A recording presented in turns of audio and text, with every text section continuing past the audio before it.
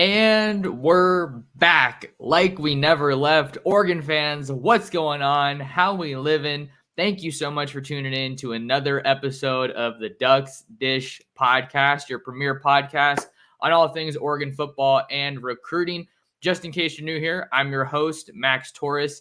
Big game for the Ducks this week as they open up Pac-12 play against Deion Sanders and the number 19 Colorado Buffaloes, who are 3-0 behind the arm of Shedeur Sanders. Got an awesome episode in store for you guys today. This is our preview and prediction episode. And joining me to break down this big-time matchup is Kevin Borba. He is the host of LockedOn Buffs, and he also runs Cardinal Country, the SI Stanford site. So if you remember him, I brought him on last year for the Stanford game. But Kevin, how you doing, man? So stoked to have you here. Doing good. Just trying to keep up with all the craziness that's happening with Coach Prime in Colorado.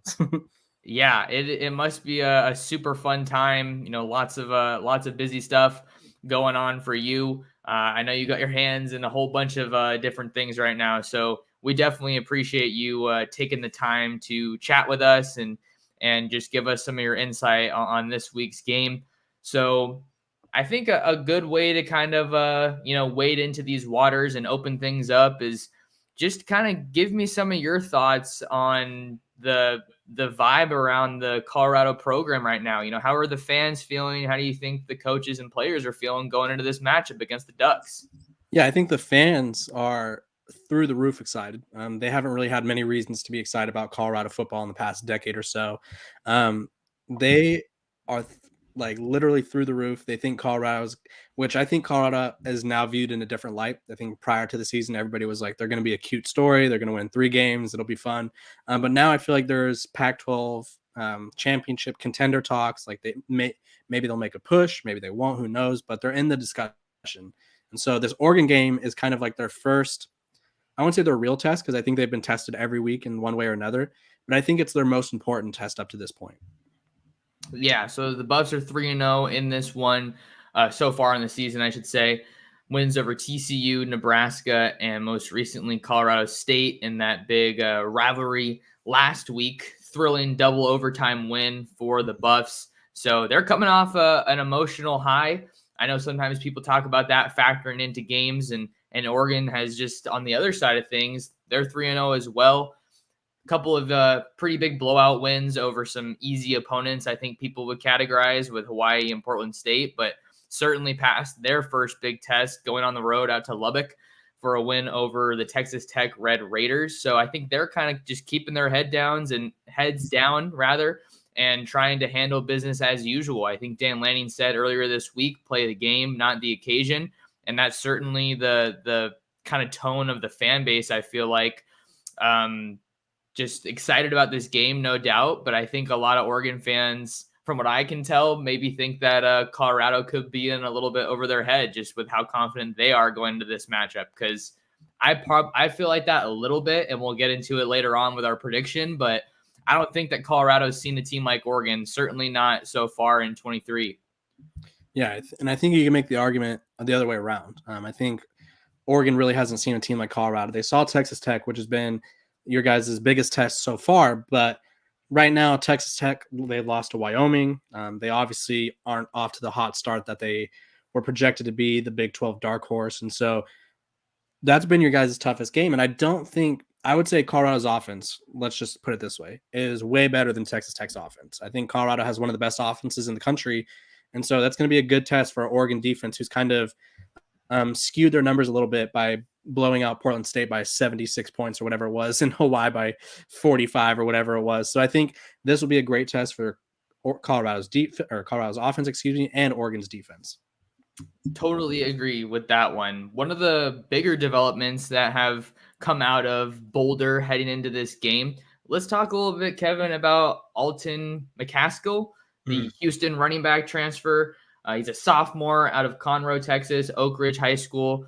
If you guys have been listening to me for a while, you've heard about Oak Ridge High School. 5-star linebacker Justin Williams committed to Georgia. Oregon was going after him. Also 5-star lineman Joseph Jonah Ajonye. He's committed to Georgia now after being recruited by the Ducks. So that's a school that has produced some big time talent. But I wanted to start off with McCaskill here, Kevin, because I think a lot of people, myself have included, have been critical of Colorado's rushing offense, and they have a phenomenal running back in Dylan Edwards, who Oregon also recruited out of Derby, Kansas. But what do you make of that development, and how do you see that maybe impacting this week's game?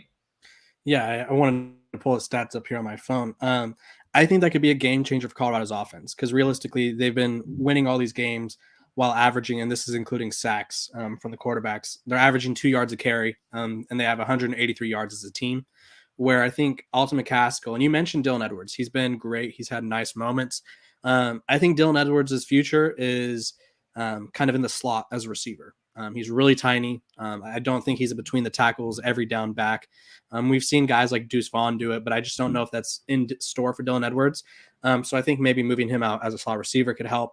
But Alton McCaskill is a 3-down back. He dominated at Houston as a freshman, was slowed down by injury. And I appreciate the fact that while Coach Prime probably recognized that they needed him, they let him get healthy. This is the first week, I believe, that he's been able to take off the yellow jersey, which is the non-contact jersey. So I think that could be a huge game changer for Colorado and take the pressure off of Shadur and the passing offense. Because if you could actually run the ball and kind of give your defense some rest, give the other defense something else to look for, that could open up things for the offense even more. And I think that's kind of scary if you're the Oregon defense. Yeah, that's kind of been the story with Colorado, is that they've been living and dying by the pass. But they do have talented running backs that starts with Edwards, but now with McCaskill getting added into the mix here, it's kind of an interesting little wrinkle that Dan Lanning and Tosh Lupoi are going to have to deal with on the other side of the ball with Oregon's defense. And Kevin, the important thing too to consider for Oregon here is that this was a team that really excelled in large part at defending the run last year. Couple of examples, obviously Oregon State is the one that everyone wants to point to, where they were literally just playing and saying, hey, we're going to run the ball until you show us that you can stop it. And Oregon couldn't stop it. And then that's why they ultimately ended up losing that game, because Oregon State was just having their way and getting anything they wanted here. But fortunately for the Ducks, they return almost their entire defensive front. Guys like Popo Amavai in the interior, Taki Taimani, Casey Rogers, Keon Ware-Hudson, Brandon Dorless. Those are some of the big names. I think that's really where Oregon's defense is going to make a name for themselves this year in the trenches, starting from the inside out. But let's look at how Oregon's done against the run so far this year. Opponents are averaging 127 yards a game, so not a crazy stat. And like we're saying, it's kind of hard to take too much from two of those games. But I think that Oregon should do well defending the run. I think McCaskill is obviously a special talent, but we're still kind of waiting to see how Colorado's offensive line is going to gel and if they're going to be able to assert themselves in the run game. That said, I think Oregon really needs to hone in on their fundamentals here and make sure that they bring these guys down for tackles, because we've seen some missed tackles. We've seen some penalties kind of rearing their head so far early this year. Yeah, and I think the other thing too about the offensive line is they got to protect Shadur better. He's been sacked 15 times through 3 games. He's only sacked 23 times all of last year, so they're on pace to. They're giving up. Let's see, that's 5 sacks a game. So they're on pace to allow Shadur to get sacked 60 times this year, which is not great. If the offensive line can kind of build confidence with the run game, maybe that helps them out with the pass blocking as well. And that's something else that we can talk about, because Colorado's offensive line hasn't been great, like you're talking about. And Oregon's defensive line, I'm not going to say it hasn't been great, but I think it's been underwhelming. Hawaii last week, going into that game, they had, I think, statistically the worst offensive line in all of college football. They were on par, I'd say, with Colorado as far as the sheer number of sacks that you're allowing. And that was one of my questions going into last week's game. Can Jordan Burch, the South Carolina transfer, dominate? Can anybody on that defensive line dominate? Because that was an incredibly favorable matchup for them. Now you go into this week's game against Colorado and you have an absolute stud, all-star of a quarterback in Shedeur Sanders, but you can obviously do yourself a favor and limit his effectiveness if you can get after him, if you can sack him, or if you can even just get hits on him and rush his process. Yeah, and I think that's kind of Coach Prime has talked about it multiple times. They need to protect him better. He said majority of the time that Shador gets sacked, it means the offense line missed an assignment or someone ran the wrong route. So Shador's a very smart quarterback, and he knows when to get the ball out. But I also think it's hard to let plays develop when you have to get the ball out so quickly. And so that's one of my keys to success for Colorado is block better. It's easier said than done. I'm not going to act like I was a defensive or offensive lineman, but they need to figure out something. Maybe it's using Ultimate Casket to block a little bit, chip some guys. Maybe it means using tight end Mikey Harrison to kind of help out. But they got to figure something out because they can't keep giving up 5 sacks per game and expecting that one, it's going to work, and two, God forbid, we never pray for injuries or anything, but you don't want Shador to go down with an injury because he keeps getting sacked so much. But sacks we have seen build up over time and kind of slow quarterbacks down. Shador is definitely the heart and soul of that team right now, if not Travis Hunter, who, as of right now, isn't supposed to be playing.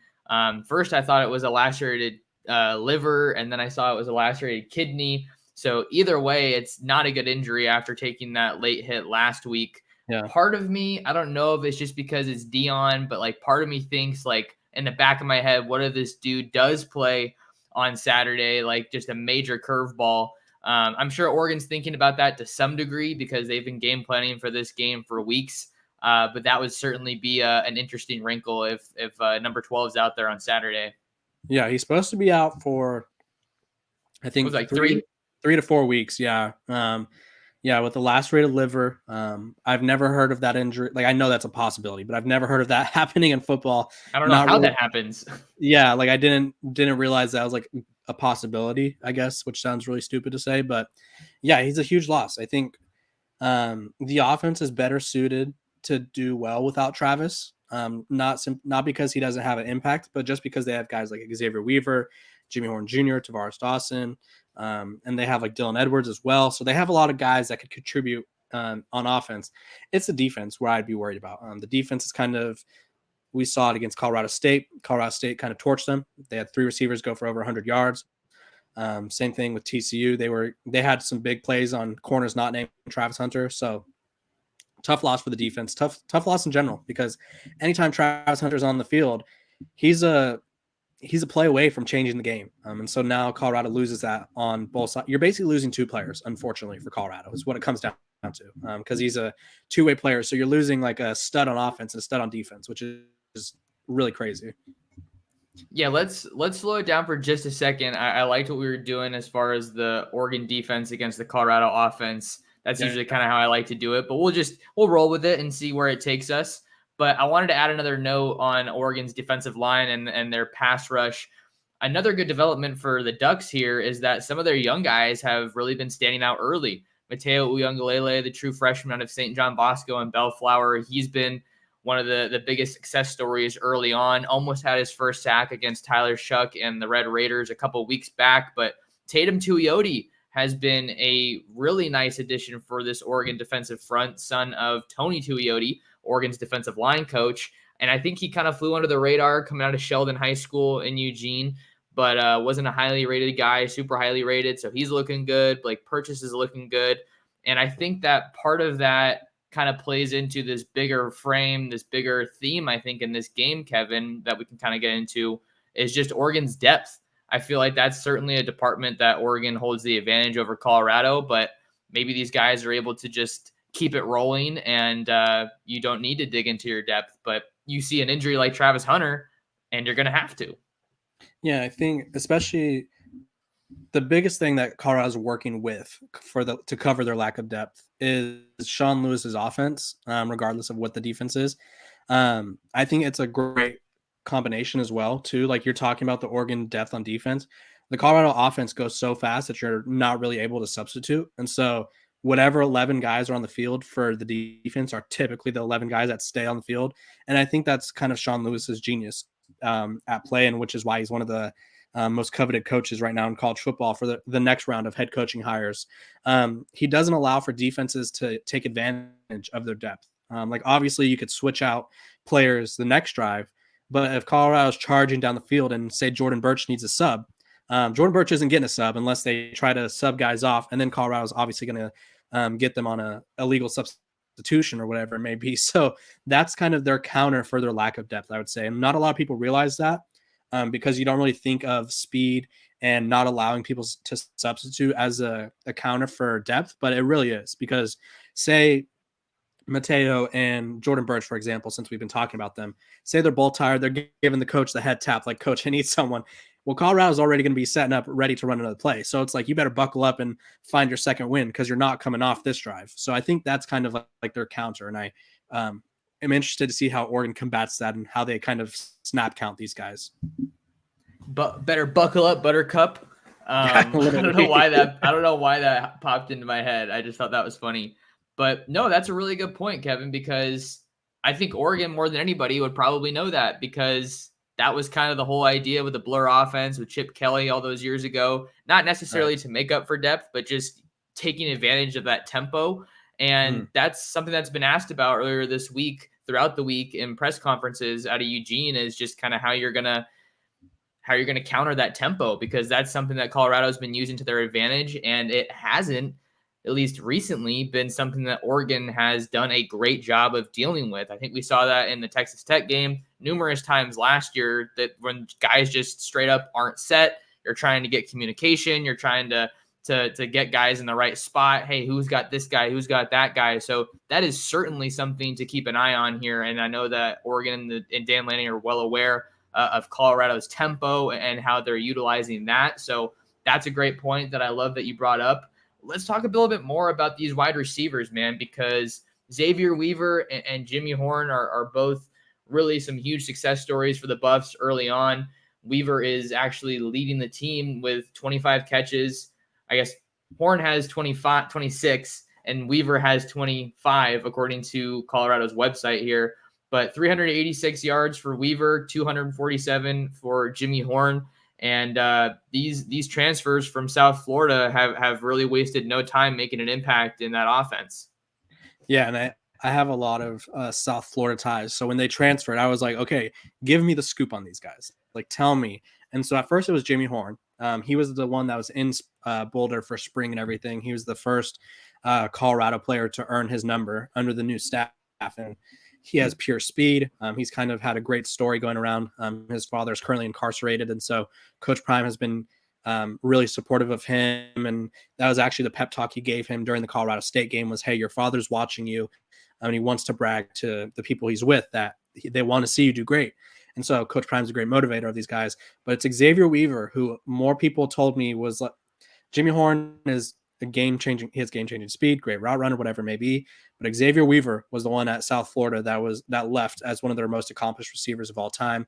And he has what every quarterback has, Max, and that's he's always open. Every quarterback loves a receiver who's always open. They can always throw to. Most of the time, Shedeur scrambles. For some reason, whatever it may be, Xavier Weaver is directly in front of him, wide open, 20 yards down the field. Like, that's just, he has an innate ability to just be in the right spot at the right time, jump ball getter. And I think they both test defenses in a manner where it's like you pick your poison. It's not really like if you shut one down, the other's going to do well. So you have to just do your best, and hopefully you can contain them. I'm really excited to see how Oregon's defense can match up with those guys, because the secondary has been doing well so far in terms of limiting the big plays and just kind of trying to bottle up the passing attack. Sure, Texas Tech had a good day, but I think they're settling in with each week that goes by. And obviously a big part of that and slowing down the pass is going to be the pass rush and how much they're able to get after Shedeur.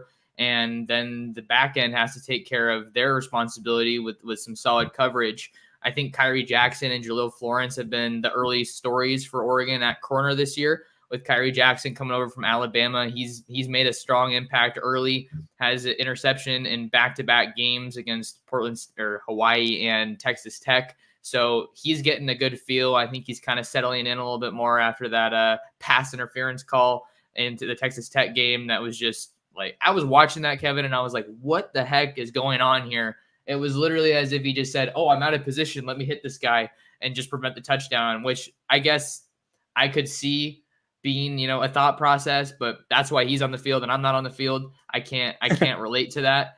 But Oregon's secondary, I think, is still in large part a work in progress. You have a lot of transfer pieces coming in, which I definitely want to get some of your thoughts on the transfer portal here in a little bit, because that's huge for Dion, right? Yep. But the secondary for Oregon, it's a lot of talent, tons of talent. You got Evan Williams, who comes in from Fresno State, following in his brother Bennett's footsteps, who was also at Oregon. And then Tyshim Johnson's been doing well from Ole Miss, and then you have Nico Reed, and you have Cole Martin playing a little bit. So Steve Stevens as well, Brian Adams. There's just so many pieces here, and it kind of makes me think like you want to have that versatility and that depth, but at the same time, I feel like you want to be getting closer each week with, hey, these are our best guys. These are the ones that we're going to roll out there on the field. And I don't know if Oregon's quite there just yet, but that's why I'm super excited to just sit down and watch this game unfold. Yeah, and I totally forgot about Nico Reed. He's a matchup Colorado where transfer. I think, there's going to be if there was like a wager, like somewhere you could place a bet, is Nico Reed and someone from Colorado going to get into like a little altercation, like maybe a little jawing at each other? I would throw my life savings on it, because there was a lot of clips from the well-off media videos of him jawing with Travis Hunter, with Jimmy Horn, during his time in Boulder, and I imagine there's no love lost between Colorado and him. And yeah, I think the secondary this is going to be a good test for Shedeur and Oregon secondary, because Shedeur doesn't turn the ball over a lot. He's thrown one interception to date, and it was ironically the guy that hit Travis Hunter. But he doesn't turn the ball over a lot. And Tyler Shuck, that was like one of the things that I think really helped Oregon, was he threw 3 picks that I think they were all like costly, like very bad timing. Like Shedeur is one of the smartest quarterbacks out there. And so he kind of knows for the most part when and where to make these throws. And so, yeah, that's going to be a great matchup. And that Nico Reed versus whoever, probably Jimmy Horn Jr., circle that, watch it, live that matchup, because I imagine those two are going to be jawing at each other all game. Okay. Yeah, we'll have to keep an eye on that one. I'm going to be excited for it. Maybe we can transition a little bit into kind of the other side of the ball, right? We'll talk about Oregon's offense and Colorado's defense. I think we've gotten a good feel for the Colorado offense. We know that it kind of, at least so far, has lived and died with Shedeur, and I think they're going to go as far as he can take them. But this is also a good week to kind of build out some of that depth, see what other playmakers you have. But you have a good feel for it so far. So going to the other side of the ball, Oregon's offense comes into this game as one of the most efficient offenses in the entire country. They're number 2 nationally at 58 points per game, behind only USC. But again, acknowledging that these are some relatively weak opponents that we've seen so far. But hey, all you can do is play the team that's in front of you. So that's exactly what they're doing. But Bo Nix is obviously the story here, and I just love the depth that Oregon brings into this matchup, especially on offense. I think they're just loaded with weapons. Yeah, I think the Oregon offense too it's like they're hard to gauge, because they've, like you said, they play the teams in front of them. They hung 81 or whatever it was on Portland State. And it's like, okay, offense looks great, but it's Portland State. And then they play against Texas Tech, and the offense was, again, very good. I would say, I don't know if you'd call it great, but they were very good against the Red Raiders. They did what they needed to do. And then obviously they hang 55 on Hawaii. And so I think while Colorado's defense ranks, they're like in the hundreds, it's not great in total defense. They do rank fairly well in turnovers forced. And so I think of USC's team last year. Poorly ranked on defense, but top ranked team in turnovers forced. And I think that's kind of, I don't know if that's Colorado's goal, but that's kind of how they are. That's how they play. And so that's kind of something to look out for. I like that you mentioned that, because I was writing about that yesterday in my score prediction story, and we'll make sure to get to our final score predictions. So make sure you guys stay tuned in to the end of the episode for that one. But Kevin, when I hear about a school, or a team rather, having one of the nation's best marks in terms of forcing turnovers, I think that shows that they're incredibly tied with Cal. Yeah. But ACC bound Cal. But it tells me that they're active. They're in the right place at the right time. You got good matchups, that you got playmakers. That it tells me all of those things. But to a degree, I think it also strikes me as an opportunistic defense, right? That's kind of one of those cliche words that easily gets latched on to a unit like that. So that's great for Colorado, but for Oregon's side of things, they're doing a really good job taking care of that ball. They're doing a really good job. I don't think Bo Nix has thrown any interceptions yet, no fumbles just yet. So I know Oregon fans are all listening to this, thinking knock on wood, don't want that trend to stop now. But to me, if I'm the Oregon offense, I think you want to try to get out to a little bit of a lead, and then depending on how this one shakes out, I think Oregon has the capability of just taking the air out of the ball and seeing them put together a long, sustained drive time after time. And then that could potentially put Colorado in the position where they just got to, lean into that tempo. But I think how they're able to slow down or stop this Oregon offense is obviously going to go a long way, because they can score and score in a hurry with a lot of explosive plays. Yeah, and I think to add on the turnover aspect, the thing that works for Colorado, and a lot of the times they get their turnovers, is when the team's really pressing. So, like, say Colorado goes up by a score or two, and then all of a sudden Bo Nix, which he's a very seasoned quarterback, so I don't know how often he's getting a little antsy, but He did that in the that's usually Texas Tech game, that pick he almost yeah, threw. yeah, they try to make plays. Like, Bo Nix is human, just like all of us, and so when a quarterback kind of feels that pressure, like, oh, I got to do something, that's when Colorado strikes. Most of their I think all of their picks have come via, not all of them, but most of their picks have come to a safety who is just in the right spot at the right time, because the quarterback is trying to force something, because they're down or they need a big play. And so if Colorado could force Oregon into a situation like that, that's where you help your defense, because relying on turnovers, as you mentioned, isn't sustainable. It's not like, okay, Travis, we need an interception here, go get one. Like, that's not how, I mean, maybe for Travis Hunter, maybe that's how it works, but for the rest of them, that's not how it works. And so they need to kind of force Oregon to be uncomfortable and be in those situations where it's like, I need to do something, because that's when we mostly mess up. And when I think of those big time defenses, or at least the ones that make big plays, in more recent history, I think Duck fans would agree that the 2021 Tim DeRuyter defense really fell under that category, because they would kind of get torn up and in some instances shredded, and then their backs are against the wall in the end zone, and Verone McKinley came away with a pick, or somebody forced a fumble, which is great. You want to capitalize on that and get the ball back to your offense, but it doesn't tell the full story on defense. It doesn't make you feel confident, I would say, about that defense, because you don't want them to only be able to, you can't live and die by big plays, at least not if you want to go to the Pac-12 title game, to the college football playoff. You can't rely on that. Like you were saying, it's not sustainable. And another thing for Oregon that I think they're going to have to figure out, I'm going back to a defensive point real quick, I don't want to hop too all over the place, but third down defense. Third down defense was an absolute weakness last year, and so far they're doing better.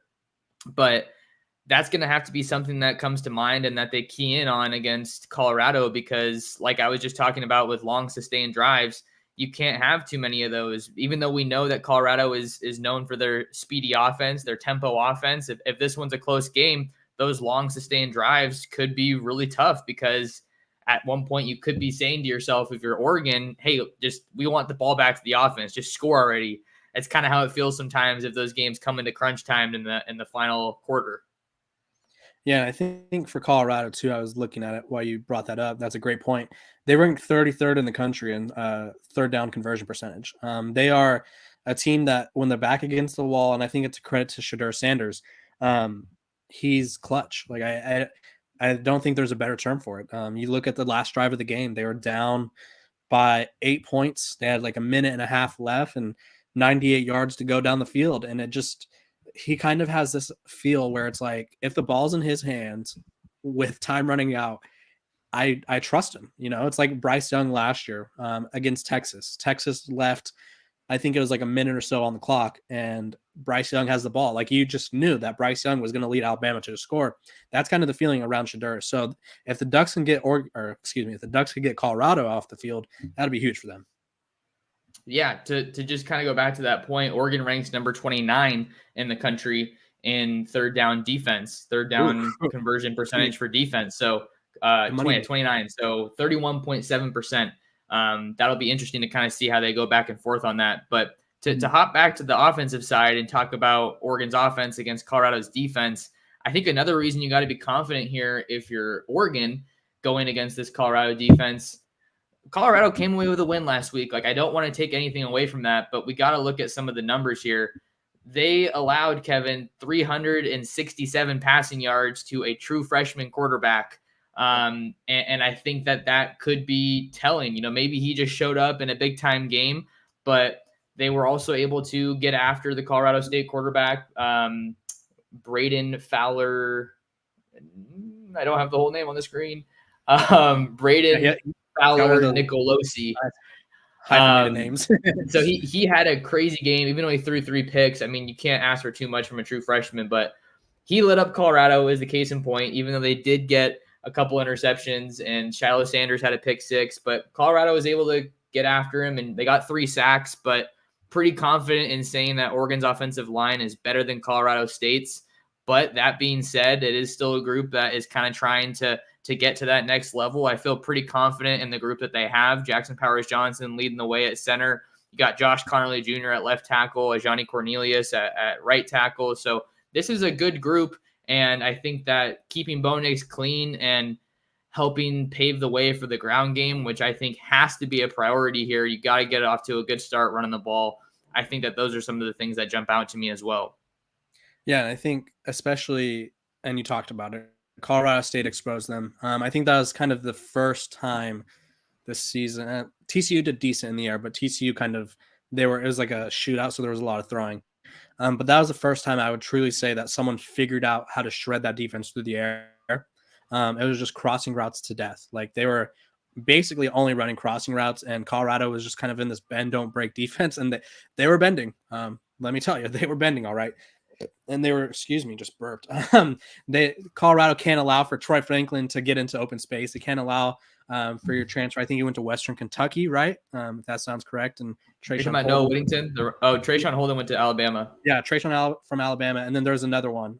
Tez Johnson from Troy. Tez Johnson from Troy. Thank you. I don't know where I got Western Kentucky. They can't let these guys get into open space. I think where Colorado's defense gets hurt is running after the catch. And so if the Oregon offense realizes that, hey, if we just throw to our weapons and let them make plays, things could get scary for Colorado. And I think Oregon's offense is well aware of what they're capable of. I'm super excited about Tez Johnson. 2 touchdowns last week against Hawaii. He just has a different gear to him. I was talking to people in Eugene all throughout the offseason and asking about Tez Johnson. Every single time I asked them about Tez Johnson, they said speed, and more speed. He's just so fast. I love the way he moves. He has tremendous body control. Obviously has some really good chemistry with Bo Nix, seeing that they're family. So I think that's another dynamic that could help Oregon. And then I also wanted to talk about Trayshawn Holden, the Alabama transfer. He also had 2 touchdowns last week, and one of them was just a quick slant right over the middle, and he took off for 50 yards. And he's kind of their bigger bodied wide receiver, 6'3", 215, 220 pounds. I want to say he's around that build. And I was shocked just watching that game and seeing how fast he was running. I didn't really necessarily think that he had that gear to him. So again, I just think this is a really tough matchup for Colorado defensively, even if they had Travis Hunter. I'm super bummed that we're not going to see, as of right now, that Travis Hunter, Troy Franklin matchup. I think that was easily the best matchup that they were going to get on paper. Franklin's looking like a first-round wide receiver selection. But tons of weapons, and we haven't even really talked about the tight ends or the running backs.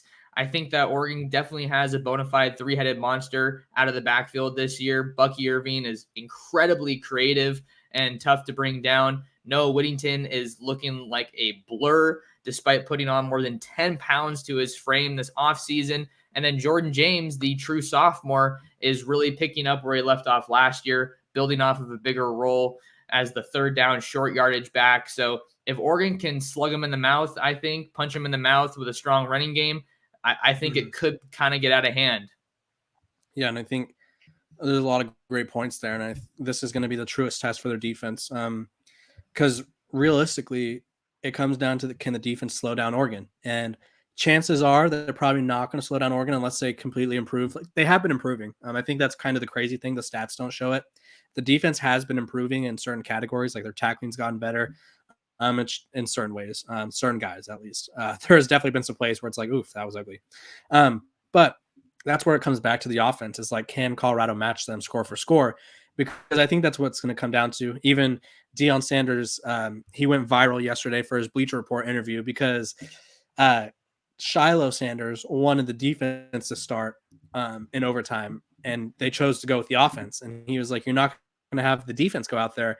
And Deion, Coach Prime, tells Shiloh, his own son and starting safety, "You guys haven't stopped anybody all day. We're not going with you guys." So I think they know it's a weakness, and I think that's kind of where, if you ask me what I would be worried about the most, it'd be, can they at least stop Oregon once or twice? I'm not telling them they need to stop Oregon 6 times and shut them out to win this game. They just need to stop them once or twice and give their offense a chance to develop a lead.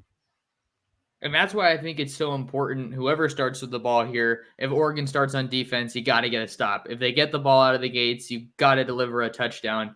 I don't think it's over if one of those two things doesn't happen, but that's just the game script that you want, right? If you're a coach. And I also want to see, I said it a lot last week, but I'm going to say it again.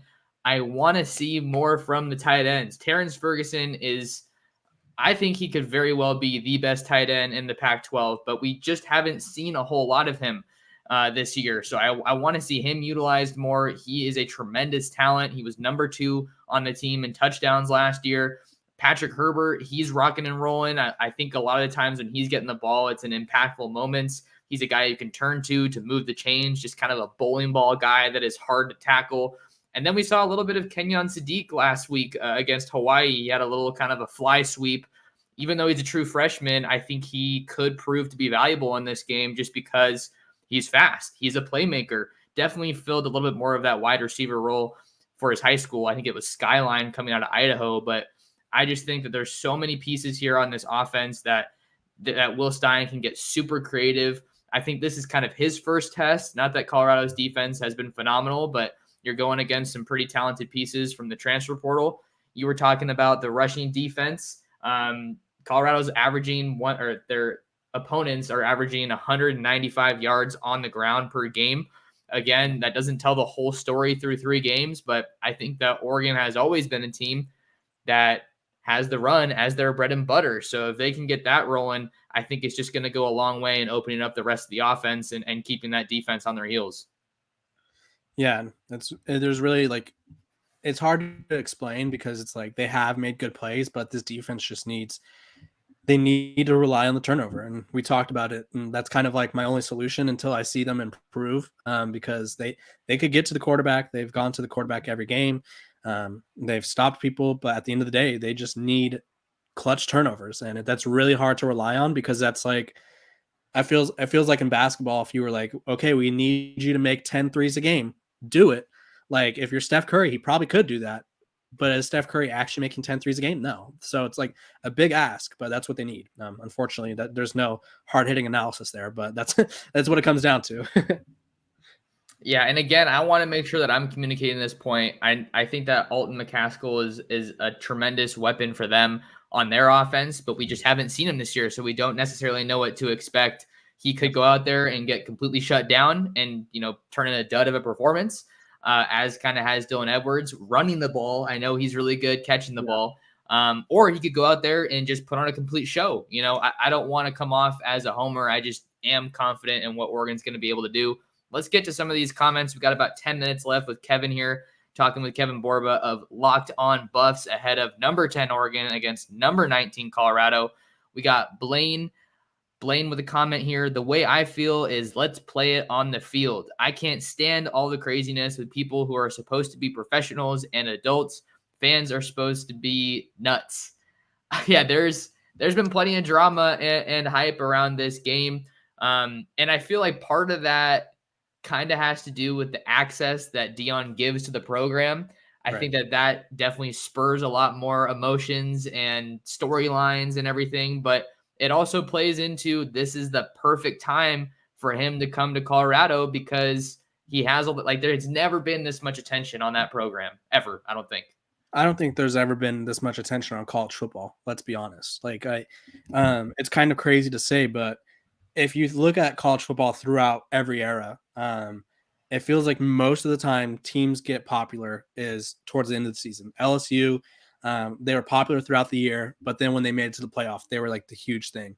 Nick Saban led teams are, it's kind of like we've grown so tired of them being so good where it's like, okay, Nick Saban's in the playoff again. Same thing with Clemson for a little bit. Same thing with Oregon when they had their stretch. Colorado has had, I think, 26 million viewers through 3 games, and that's insane. That's they're averaging, I think, 5 million, or yeah, they're averaging, I think it's 8 million viewers per game. If you there's an athletic, or excuse me, there's an article by the Athletic not too long ago when conference realignment was a big thing, and it ranked all the Pac-12 teams outside of USC and UCLA based on viewers per game. Oregon led the conference, and I think they were close to 2 million per game. Colorado is averaging 8 million per game in 3 games, which obviously that could change, but that's must see TV. Everyone wants to watch them. Yeah, this past week they had First Take, they had 60 Minutes, they had Pat McAfee Show, they had Game Day, Big Noon Kickoff. I feel like I'm missing someone. They had The Rock, they had Quavo, they had Rick Ross has been to games, they had Lil Wayne. Like, Colorado is the hub of college football, and it's weird to say because I'm 24. I know you're not that much older than me. I've never seen a team attract this much attention. I don't know if you would agree with that, but that's kind of my thought on it. I have people in my family who don't care a single thing about college football. They couldn't even tell you who Nick Saban was, but they're asking me about Deion Sanders. They're asking me about Colorado football. That's how crazy this is. Yeah, it's they have all the eyeballs on them, and it's just something that we haven't seen before. So I'd probably agree with that. They're the greatest story in college football, probably the most polarizing team in college football. You have Colorado fans who are like, man, like, we're unstoppable. Like, there's no chance that anyone can beat us. And then you have other fans that are like, hey, let's temper those expectations a little bit. So that's why I'm so excited for this game. I think it's going to tell us a lot. We got prompt criticality with a comment here. Oregon is much more balanced on both sides of the ball. Colorado doesn't have much once you limit or contain the passing game. I got the Ducks winning by 21. What do you think of this comment, Kevin? Yeah, and I mean, you limit the passing game. That's easier said than done. I think Nebraska did it in the first quarter. Colorado State did it in, I would say, the first quarter and a half-ish. And then all of a sudden Colorado hangs 40 or like 35 points on you. Like, I think they make great in-game adjustments. Sean Lewis does and Shadur does. And so I don't know. 21 points is a lot. That means that things would have to go horribly wrong for that Colorado offense. And so far they haven't. And I don't even know if it's – I think I agree with you as far as things would go horribly wrong, but it could also be things are just going that well for Oregon's defense. You know, they're just executing, which hasn't been a strength for them. I think one of the bigger storylines that we haven't even talked about is whether or not we're going to see Justin Jacobs, the Iowa linebacker transfer from Oregon, or for Oregon.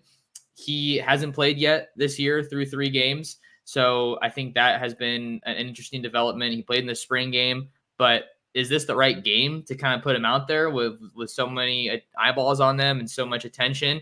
I think to kind of counter that, one of the better storylines of this year has been Bryce Betcher's emergence at linebacker. He's a 2-sport athlete and plays baseball for the Ducks, and he has been a stud. Also wears my favorite number, 28, so that's even cooler to cover. I got to write a story about that guy. Can't believe I still haven't. But he's doing well. Jeffrey Boss is doing really well. He got that pick 6 against Texas Tech.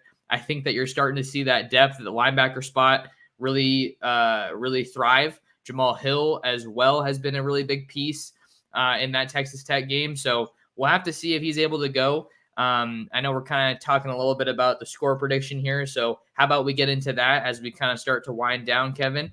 We got a comment here from Will77 saying Ducks cover. I believe the last time I saw the spread, Kevin, it was at 21.5 in Oregon's favor. I have my score prediction at 52-27.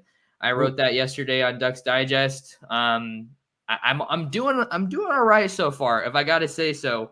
I had not the exact score predictions for the last 2 games, but I was in like 7 to 10 points. So I'll pat myself a little bit on the back for that one. But the way I see it going is I think Oregon's defense is going to take a little bit of time to settle in. And I also have some respect for Shadur Sanders. He's a phenomenal quarterback.